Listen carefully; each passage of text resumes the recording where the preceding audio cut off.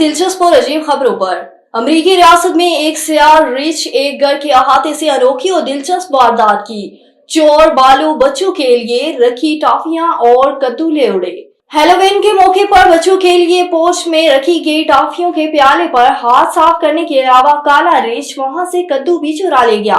घर में मालकिन क्रिस्टल कुक ने इस हवाले से एक सिक्योरिटी कैमरे की फुटेज शेयर की, जिसमें बालू को हैलोवीन टॉफियों का प्याला लेते हुए देखा जा सकता है।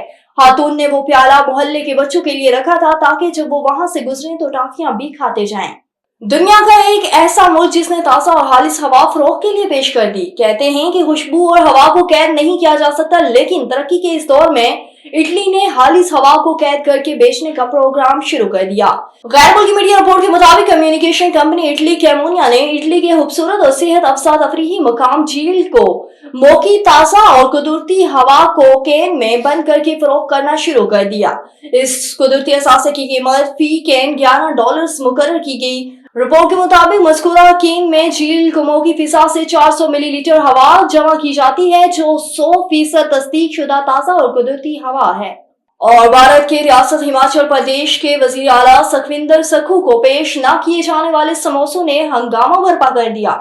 उन्होंने 21 अक्टूबर को रियासती दारुल हुकूमत शिमला में CID हेडक्वार्टर्स का दौरा किया।